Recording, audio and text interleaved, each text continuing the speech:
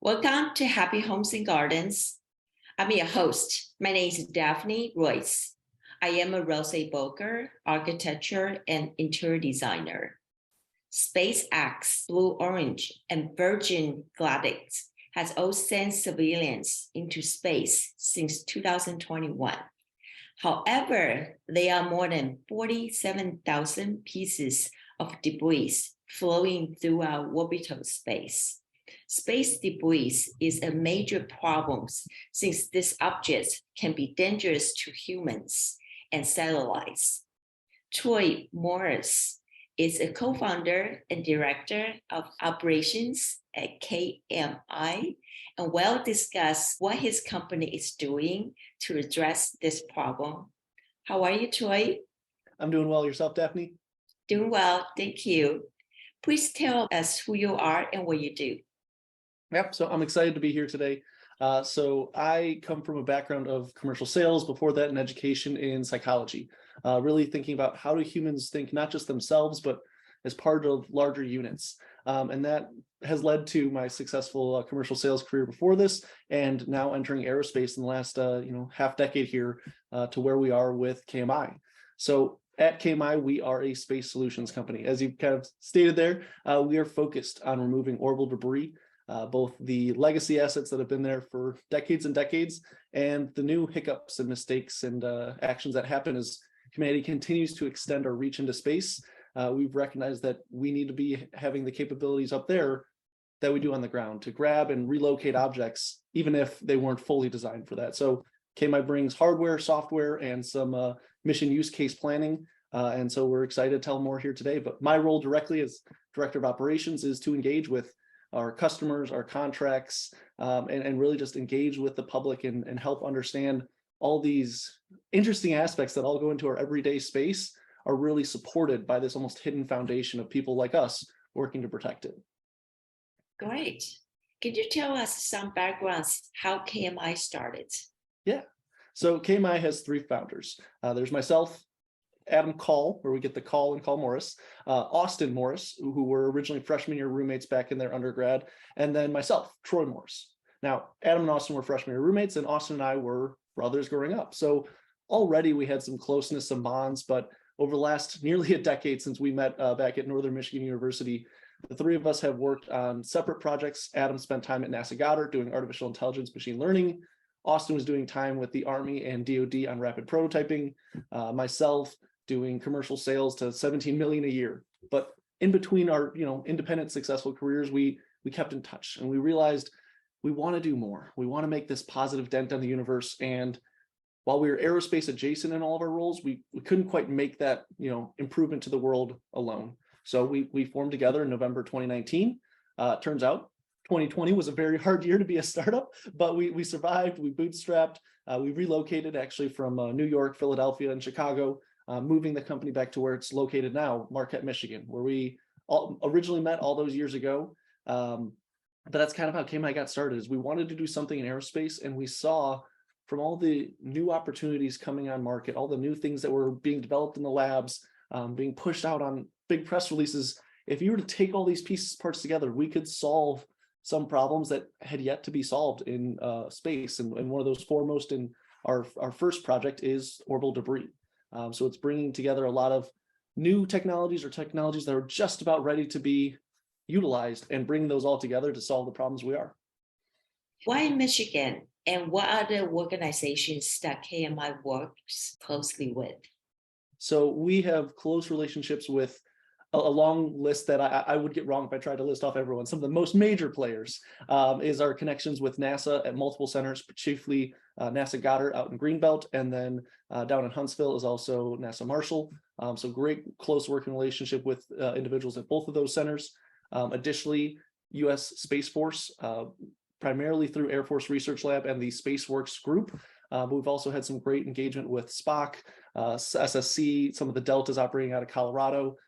So those help give us some great buy-in from what's happening in the civilian space world, the defense space world, but also policy of space. The National Space Council, the Office of Space Commerce, and some specific individuals I won't name by name here today, but really working close with them so that we at KMI and with our colleagues in the industry are bringing together a collective holistic solution. It's not just a NASA-born solution or a Air Force problem. It is something that impacts everyone.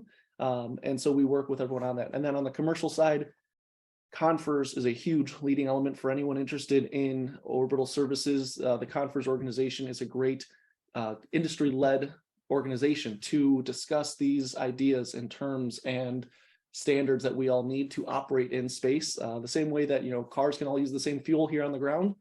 Well, let's make sure that we have some standards so there's not 900 different solutions in space. And so working with some of the members there and outside of them, including NanoRacks, Voyager, Lockheed, Airbus, Northrop, conversations with a lot of new space companies, Cislunar Industries, Orbit Fab, Inversion, the list just goes on. And academics are just nearly as important. University of Michigan from our home state, Stanford, University of Southern California, MIT, working relationships with all those and others. So who we work with is a long breadth of an answer. But we came back to Michigan because it was where we had all met. We had really fallen in love with the city. None of us were natural born Michiganders, but we recognized the high quality of life, the affordable cost of living, the history and continuing development of innovation in the area. And it was just, it felt right. And we've gotten significant support from the state and local communities to stay there.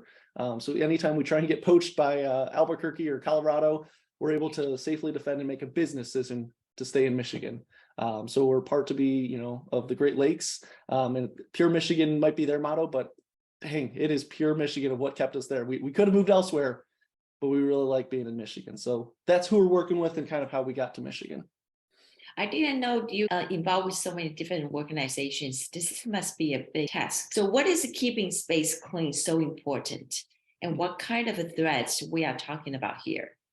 Yeah, so we even have it as our initial model for the company. We formed KMI and we realized early on keeping space clear for all is more than just a motto. It's catchy, it's a good hashtag, but it's so important because humans rely on space every day. If you've already eaten breakfast this morning, you've utilized space probably more than a dozen times. Everything from checking weather, GPS navigation, to using a fuel pump, planning a flight, taking a flight, ordering breakfast, using an ATM.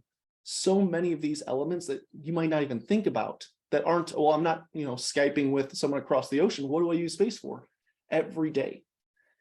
And we're only doing more of that. There's new technologies, there's new medical devices, there's new programs, there's so much new coming down from space to help us here on the ground. That isn't just the information I talked about there before. All of it, every single bit is at risk to different levels through the threat of orbital debris. Because this debris is moving at orbital speeds of 17,000 miles per hour. So even a small piece the size of, a screw or a dropped bolt could smash through that satellite that you were using to order your Jimmy John's on. That's not a good day. Now they can't be freaky fast if you never get the order through. So it's something that, these threats are just continuing to grow. It's an exponential growth problem where if humanity worldwide stopped launching today, the amount of debris by number is going to continue to increase because we already have so much up there. So at this point, it's less of like trying to keep every single aspect clean, but just starting with those initial pain points is what are the crucial satellites or crucial missions or, the ISS orbit, a crewed orbit that has human lives on the line every single day. Those are priorities. Those are the areas we need to focus on keeping clear. And the threats we're talking about are both those small little, paint flecks and pieces of bolts. But by and large, it's the large rocket bodies. If you're to talk about dangers on the ocean, yes, small little pieces that might hit your ship could be bad, but it's the icebergs. That's what brings down the Titanic. And even if it's not these rocket bodies that hit an object themselves, once they get struck by a piece of debris, they then become hundreds or thousands of pieces of debris themselves, just continuing this terrible snowball or domino effect. And that's where our priority is really focusing on these known state, out of use, dangerous rocket bodies. And we've developed with a lot of our partners the technologies and aspects to go and retrieve those objects before they become the next crisis event. How fast are things moving in space, and how do you capture space debris at high speeds? Mhm. So for everyone who remembers, their intro to physics class, relative speed is the key of capturing up to something that's moving at 17,000 miles per hour. Many times when you're talking space traffic, things are measured in kilometers per second. And it's hard for the human mind to boggle and to, wrap your head around that high speed. But as you move your own object, again, back in intro to physics, as you move your own object up to a similar speed in similar directions to that object you're chasing, it's no longer that you're whizzing past each other, many times faster than a bullet. It's now relatively close speeds. It's like catching up to a tanker truck on the highway. He might be going 70 miles an hour and you're going 72.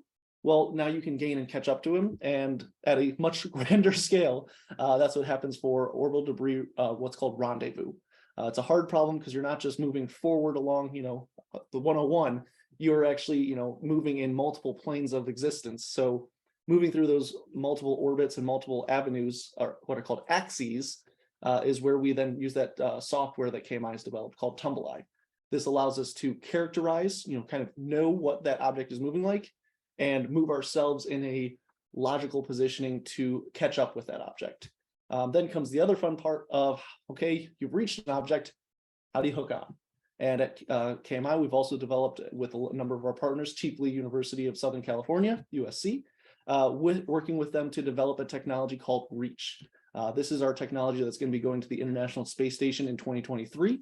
And that technology is to non-destructively secure along the unprepared surfaces of an object. So if you're just listening to this at home, imagine, a caterpillar leg unfurling or an octopus leg slowly unfurling to really capture around an object and use a number of technologies within each one of those linkages so that we can secure an object and now move it to a safer location. So it's not simple, but we try and keep it easy for people to understand.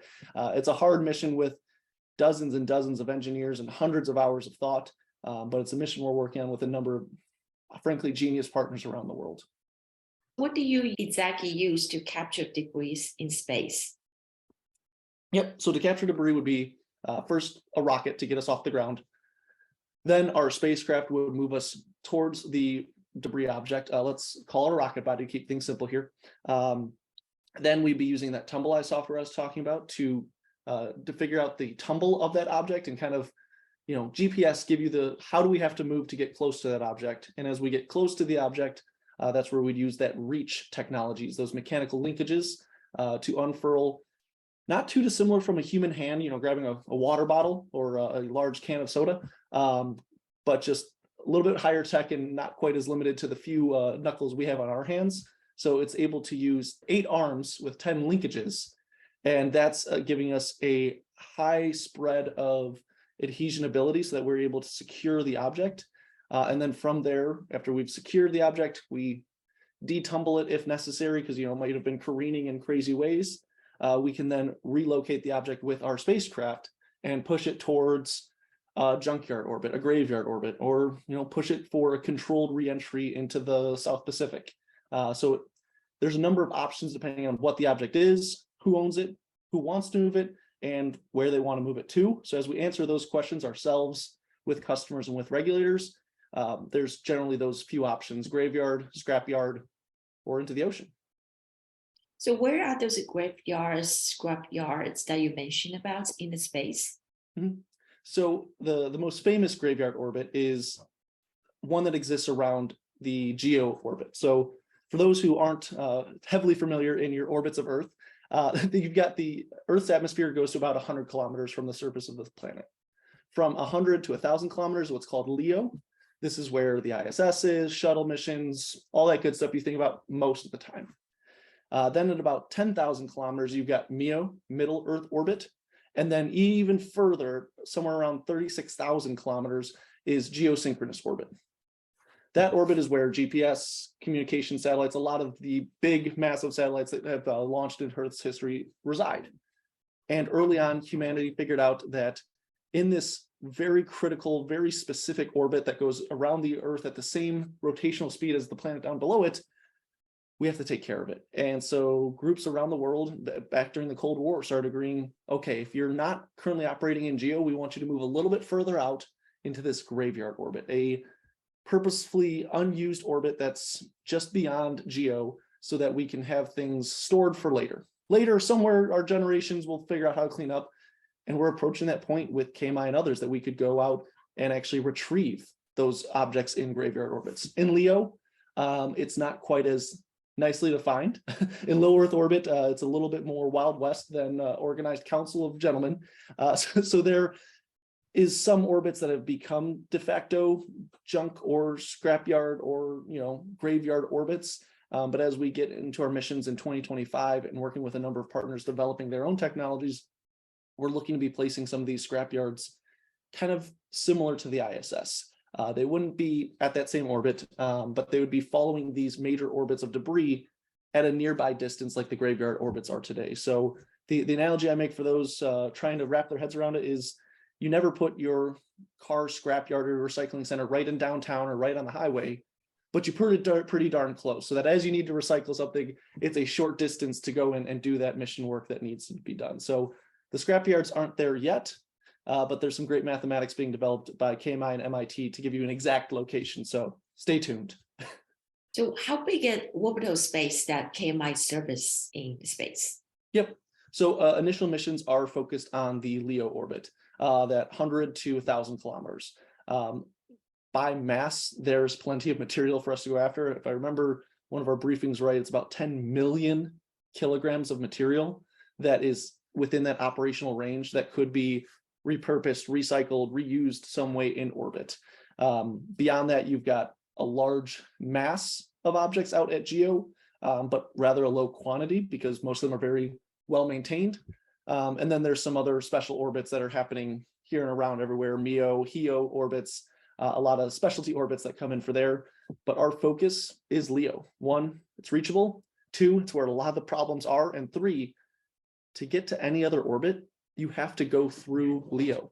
So if you're trying to get to the moon or Mars or out to GEO, any spacecraft crew or uncrewed has to go through LEO. So if we accidentally turn that into a minefield of millions of pieces of small lethal debris, it doesn't matter what cool tech or cool places we want to go. We're stuck in a cage of our own making. And that's one of the driving factors for KMI focusing on that LEO environment.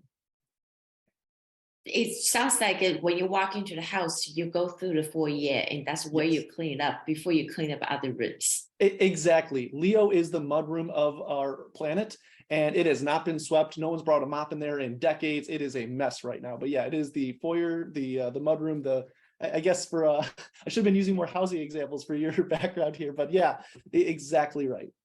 And in 1969, the first person landed on the moon. Do you know how early we started to accumulate objects in space? Yeah, so objects in space, there's been some claims to earlier objects during World War II from some of the rocket programs von Braun was doing over in Germany. There's been theorizations for a manhole cover that was done during Manhattan Project to launch into space, but the first true orbital object was Sputnik. October 1957, it entered a controlled orbital path around the planet and continued for quite a while. It wasn't the first what I'd call debris though, because it came back down because humanity was just figuring out how the heck do we put something around our planet. Months later though, in March of 1958, is when we had the first permanent object that we've seen, Vanguard 1. So Sputnik was launched in October 57 by the Soviet Union, and the United States launched just, 6 months later, 5 months later, Vanguard 1, and it's still there today.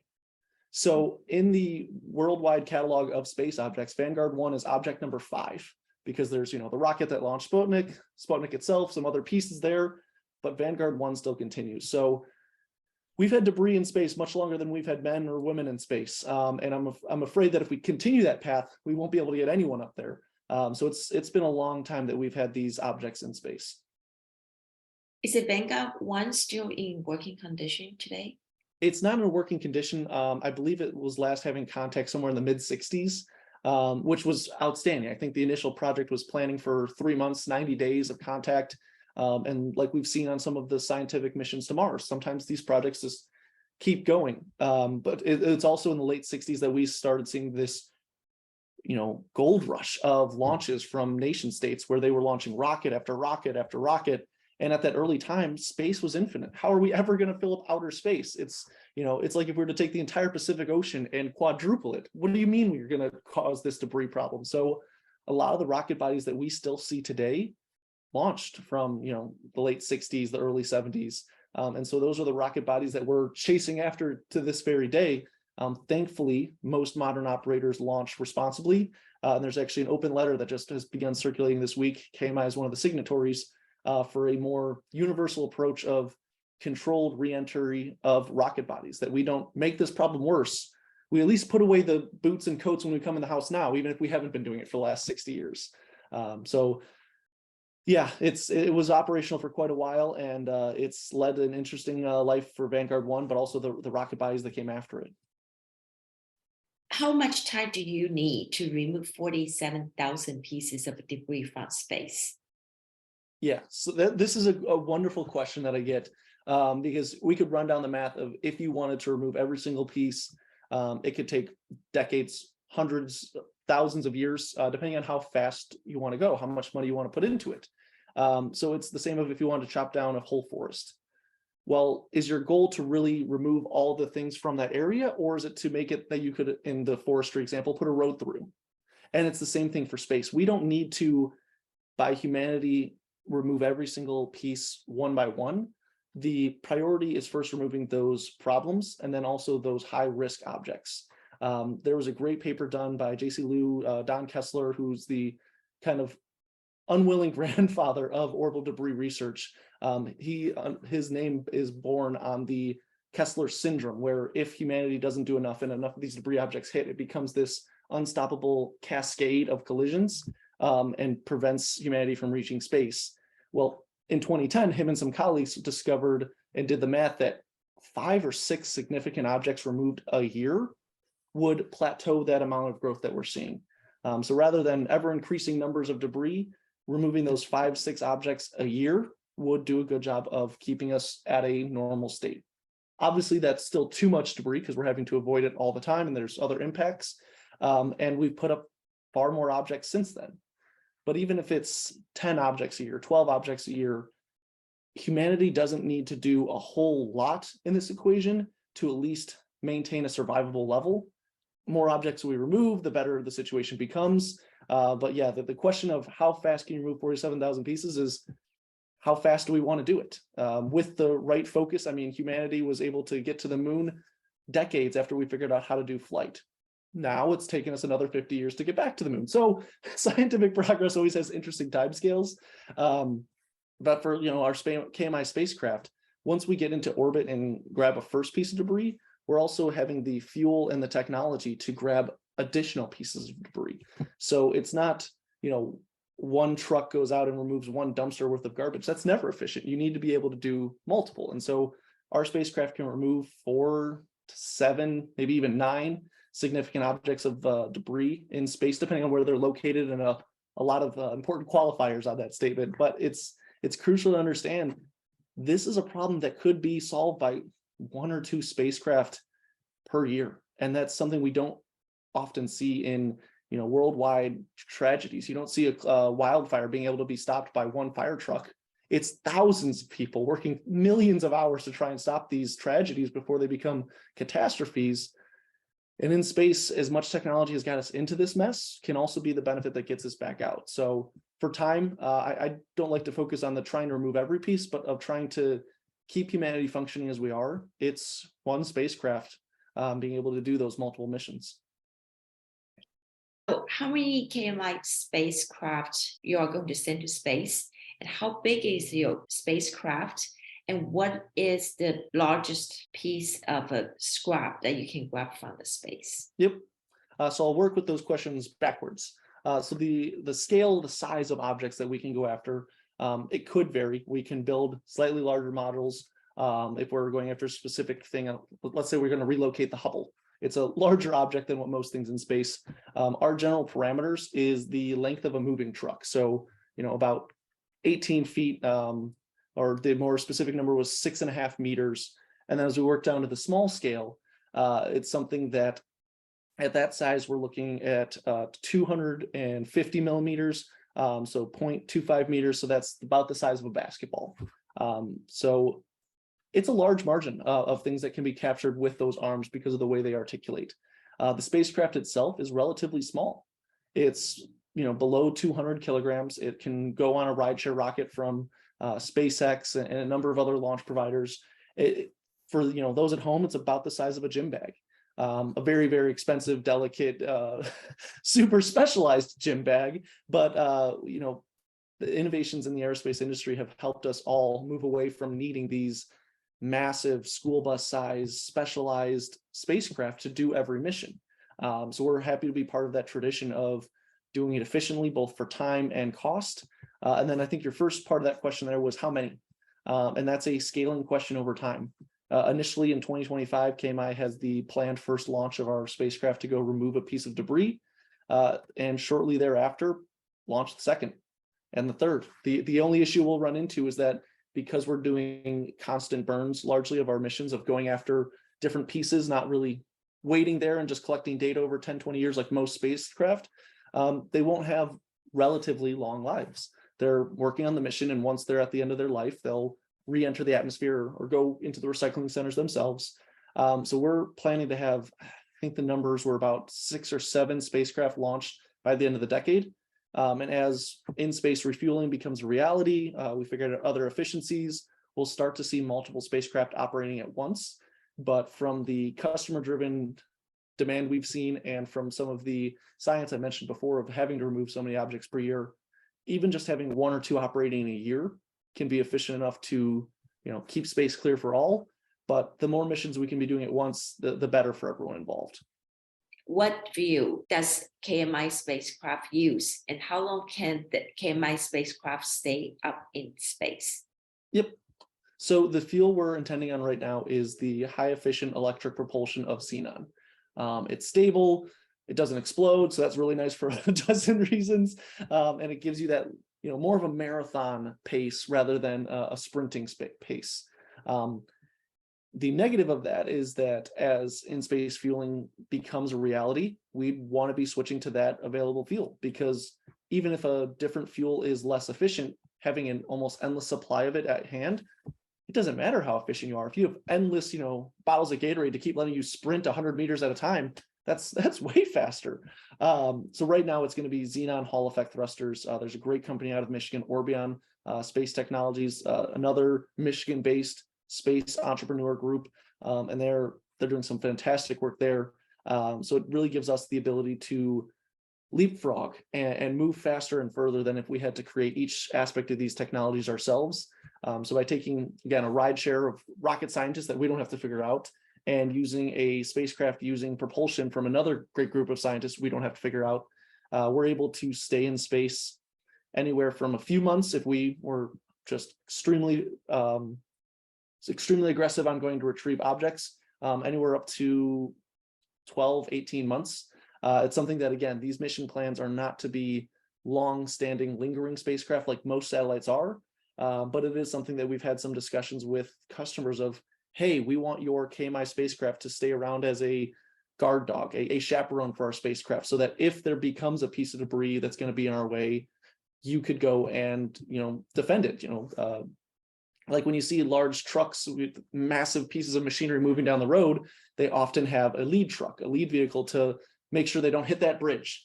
So we'd be doing a similar role for important, anything from a NOAA satellite that tracks for hurricanes, a crucial ability for millions of Americans every year, to communications, to Lord knows what else.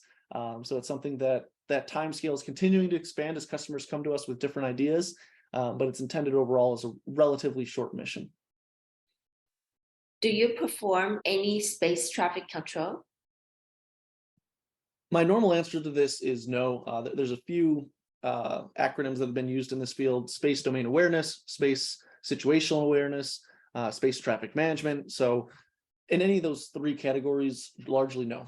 We were relying on operators. There's one based out of Michigan, Atlas Space Technologies Ground Communications. They're entering that field, but there's also, Leo Labs, Privateer, Capella, Slingshot, 5 other more that I don't have off the tip of my tongue here.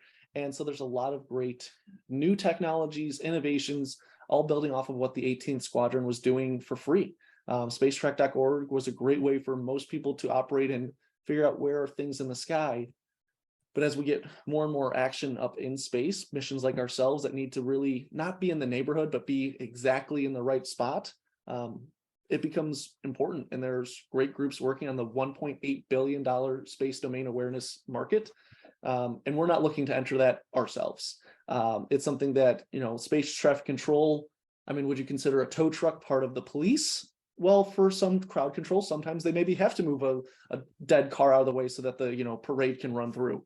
So it's something that we work with those in space traffic management. And it's something that even our platform is in conversations to serve as an in-space sensor so that we'd be able to relay the amount of information of things going around us at that time. But no, at this point, KMI has no dreams, visions, or roadmaps to get into that very important and very competitive field. But we are greatly benefiting from all those who are fighting for the lead right now. So keep going. Out of curiosity, once you grab the debris from the space to the salvage yard or scrap yard, how would you control those debris stay in the same location? Mm-hmm. So that's part of the benefit of things moving so fast in space is their initial inertia. It's that double-edged sword. These objects are relative to the ground, moving 17,000 miles per hour. But in space, once you place it in the correct sequence of orbit, based on those 6 axes, they largely stay in their position. That's the same reason, for better or worse, Vanguard is going to stay up in orbit for another couple hundred years. Is once you're placed into a relatively circular orbit, we follow to Newton's laws that an object will not impart force unless it's acted upon by an outside force. In space, especially in Leo, there's very little atmosphere. It's hopefully not going to hit anything. That's why we're moving it to a better location. And the small impacts that we do see in space, solar wind, atmospheric fluxes, are relatively minor. So most of these rocket bodies were an afterthought. After they put their mission into space, no one kind of cared where they went to.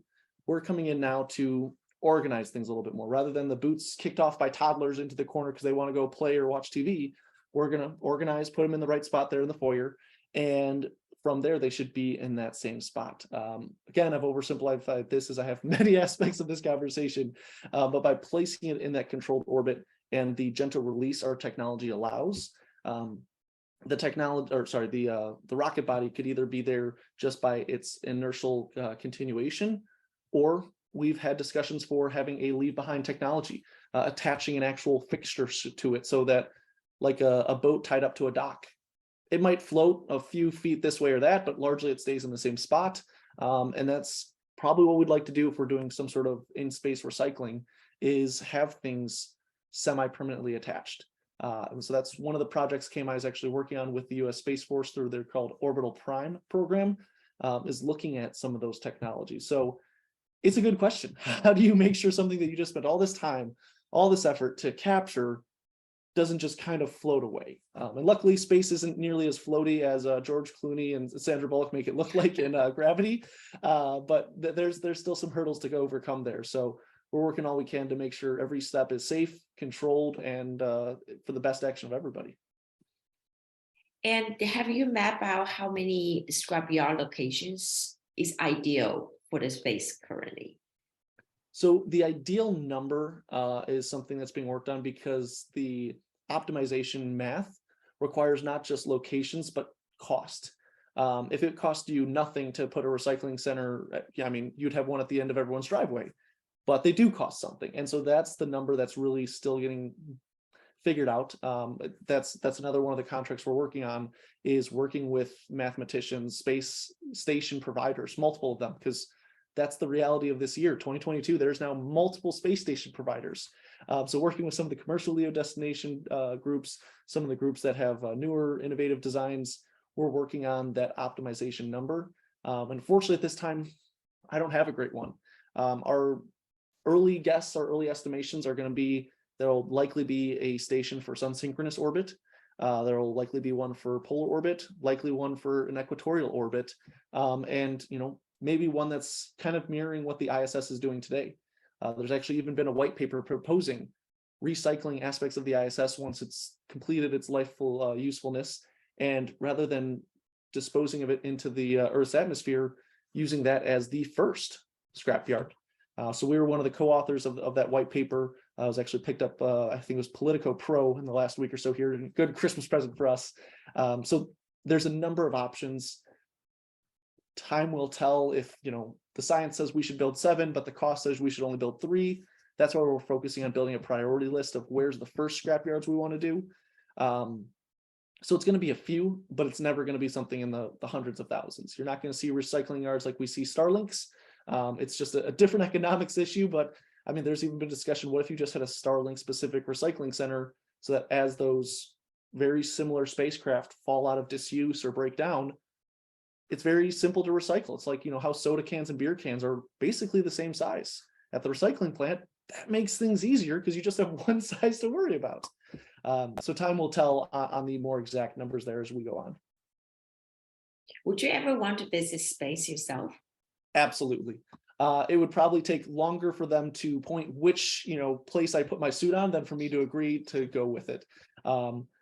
I've been a fan of space since I was a small child, like many. And actually in my office, I still keep the first space toy I ever got. 6 years old, a unfortunately very inaccurate little spaceman.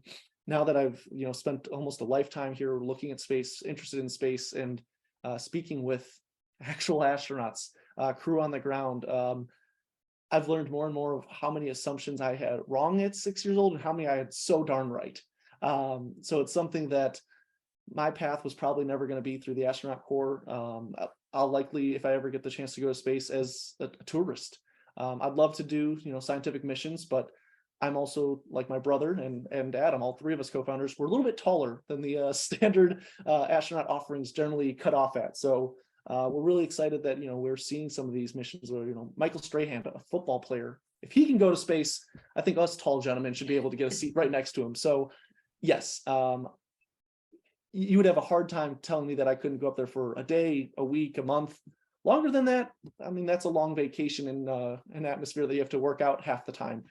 So space is something I would definitely go to, and I'll take anyone's offer for a free ride. So always welcome for that part. I hope you do one day, and let me know what's it like. We'll do a catch-up follow-up interview then. Absolutely. I would love to. Well, thank you, Tory, for all your time today. And that was a very informative information for my listeners. Yeah. If anyone would like to learn more, they can come to our website, www.kallmorris, KALLMORRIS.com. You can also find us on the social medias. We're active with a number of our partners, and we're happy to continue the conversation. We've had presentations we've made for school children, for high schoolers, for collegiate students who they can grill you on some good questions, to industry partners, some in terrestrial-based recycling, others who have technology that might work with us, and again, just lifelong space fans. So I never hesitate to offer up, come contact us, find out more, learn more about KMI, and let's work together keeping space clear for all. So Daphne, thank you so much for having me, and I look forward to meeting with many of your listeners hereafter. Wonderful. I will link your website information to the video as well. Thank you so much. Thank you. Have a great day.